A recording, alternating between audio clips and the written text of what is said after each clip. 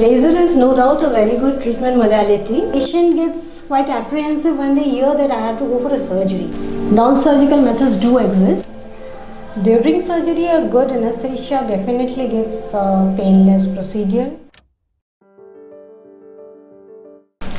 Ma'am, how effective is the laser treatment for scar correction? Laser is no doubt a very good treatment modality, but in most of the cases we use laser as an adjunct therapy. After the surgery, whatever residue is there, that can be better managed by lasers. But there are few scars which are directly targeted by the lasers that gives quite good results. Like the tattoo scars, if it is superficial tattoo, then certain vascular scars like port wine stains, flattened scar which is very elevated, then we need to flatten that scar. Then certain moles over the face, acne scars. So this gives quite good results with laser. Obviously, you may need multiple sessions. Then it's a very good option, no doubt. So ma'am, what are the potential advantages and the drawbacks of surgical scar correction? Surgical scar correction is the first modality of treatment because unless and until you reorient the scars, excise a scar, you can't give a better look. So that is definitely surgery is a number one point. But then drawbacks, nothing is no drawbacks in scenarios never there. So drawback is first thing, patient gets quite apprehensive when they hear that I have to go for a surgery. So that creates a lot of scare in the patient's mind. But then obviously we counsel them properly, give them assurance and don't be so scared. It is nothing of that sort that what you're thinking, not a very major operation. It's a very minor process.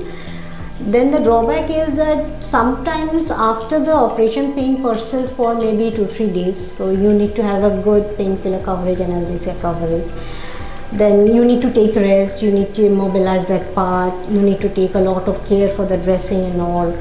Though these are, I don't think we can call these as drawbacks, but then these are the things which need more attention rather than that done in the cases of non-surgical procedures.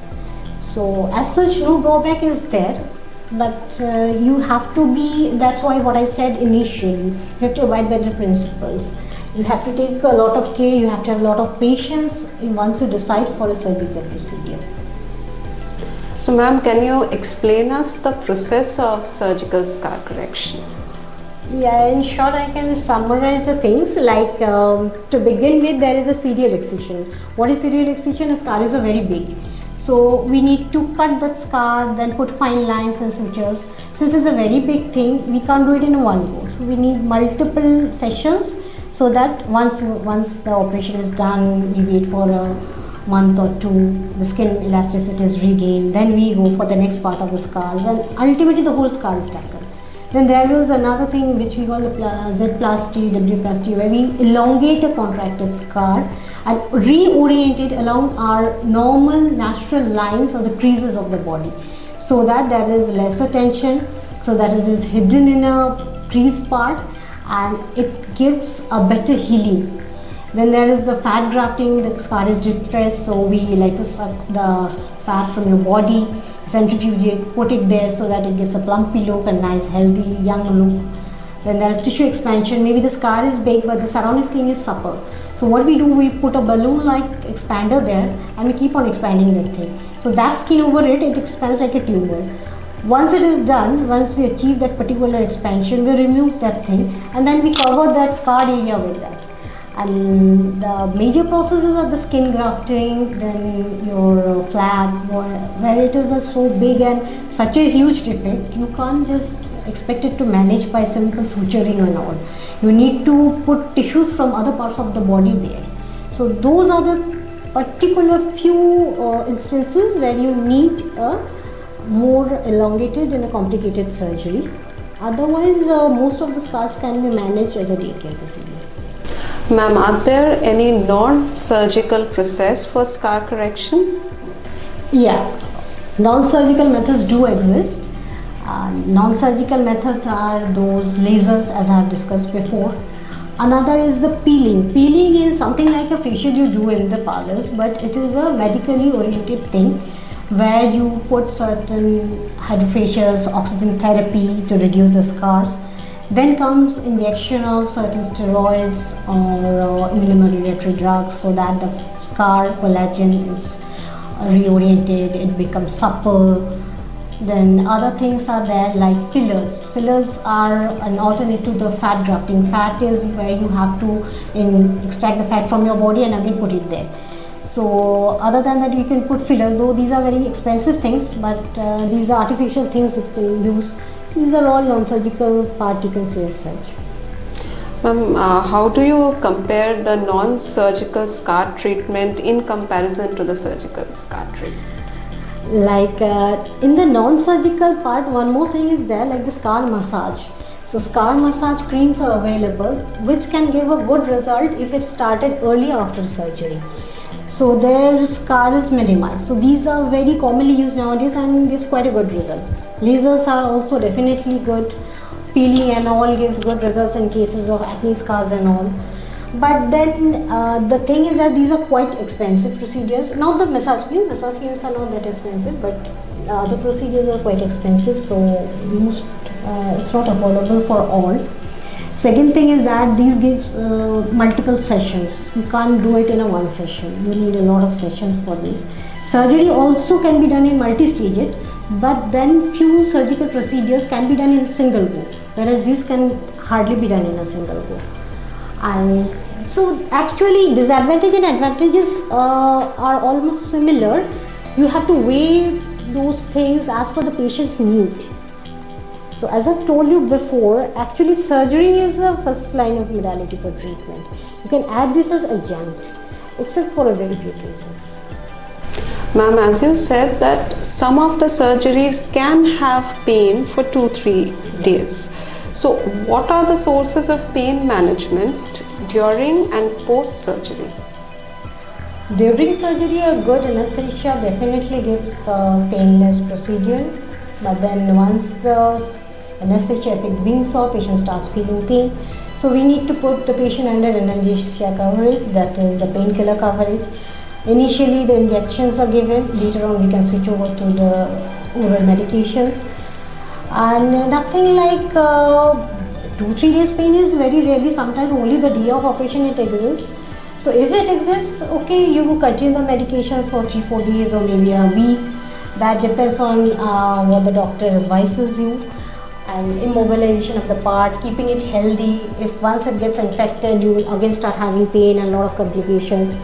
So basic thing is that anesthesia and anesthesia coverage. These are the two important things to give you a pain-free surgery during the process as well as after the process. Ma'am, how do you ensure patient comfort all throughout the surgery? Reassurance, reassurance and reassurance. You have to give repeated assurance to the patients that first thing, don't be apprehensive. Second thing, it is an easy thing. Third thing, it will heal. Fourth, you will get definitely a better look. Fifth, you will get a better function. So once you have that kind of conversation with the patient, once the patient feels free with you, he or she will automatically start believing that okay, I'll be fine with it. So even in those cases, they don't experience pain, because pain is something like you have a psychological effect also. Once you get scared, you start feeling more pain.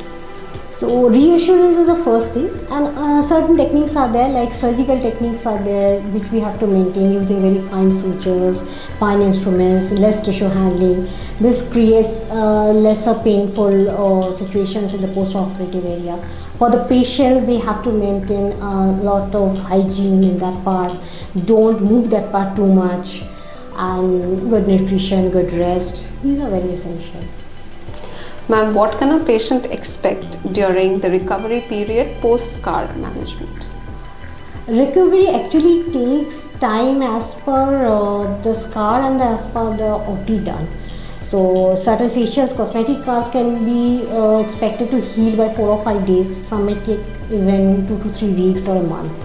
So what they have to expect is, first is once the pain and everything gets settled, they should start with the light activities, then gradually move on to the normal activities.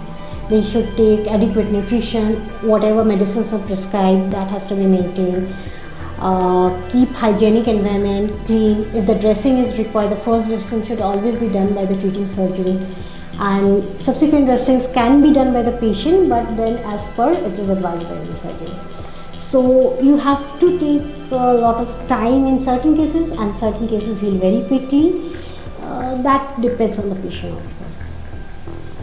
Are there any special aftercare instructions that will ensure proper healing? Yeah, first thing is that like the infection control I have told, that is important.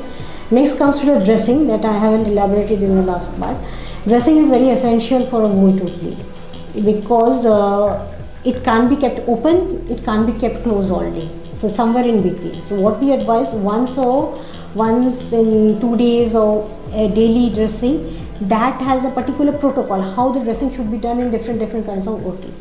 So what we advise, the first dressing you come to the surgeon, they'll show you how to do it. Subsequent ones you start doing at home. However, if you have any kind of problem, you come to the surgeon, get it dressed by either the surgeon or a trained dresser. That is very important because that creates a moist as well as a sterile environment in which the wound heals. So that is a very essential part. And the third thing is that movement restriction for the initial days where a splint is given, the plaster is given, or where occlusive dressing is given. Once it is removed, you start exercising that part, you start with the physiotherapy or whatever, scar massaging is advised. So these are the small things, but you have to take care very minutely. Ma'am, how long it typically takes to recover from a scar management correction? Actually, it takes from 5 days to 5 weeks, you can say like that, because some scars are very small, very fine. Those are expected to heal by 5 or 6 days. But bigger scars or where a major OT is done, then you need to have a lot of tissue changes, tissue reorganizations, which takes a lot of time. So 2-3 weeks minimum, and thereafter even the post-op care takes another 2-3 weeks. So it all depends how the healing time will take. One more thing is that the patient's condition also, like if the patient is having some comorbidities like diabetes, hypothyroid, or maybe some kind of pre-existing skin diseases, or maybe some genetics affect the healing of the wound. So these factors are there which can affect the wound healing. So finally, when can patients resume with their normal activity? Most of the cases, unless the surgery is done over a joint part or a very mobile part, patient can resume activities within 1 or 2 days after the OT. So there is no restriction except that you don't do any heavy work or don't go into a very polluted environment. These are the 2 things which we say. Only for a very small cases where you have operated on an elbow joint or the fingers or maybe on the neck. So there you need to restrict the activities for at least 2 weeks, or you can better say until the wound heals. So what are the common risks or complications associated with the scar correction surgery? Risks nowadays are quite minimized because of the improved techniques and the sterile environment, but yeah, some risks are still there. Like one is the wound gaping, where the sutures don't hold properly, the wound opens up. Another thing is infection of the wound, a lot of pain, a lot of swelling, even bleeding or discharge from the wound. And sometimes a residual scar is there even after OT, which is not amenable to correction in the first sitting. You need to go for subsequent sittings.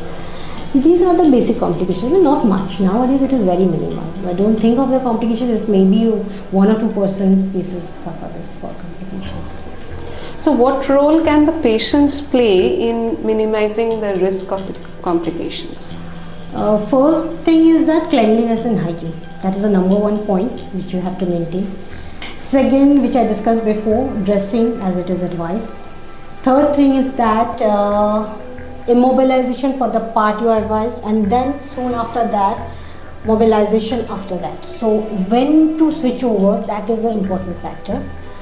And next is the massaging creams, what we prescribe, what all hydration you have to maintain, how to moisturize that part.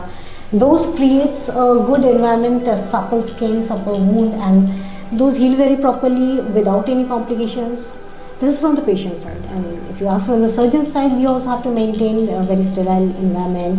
Then we have to use minimal tissue handling, spine sutures. Nowadays, most of the sutures are given in the subcuticular space. You don't have to cut the sutures also.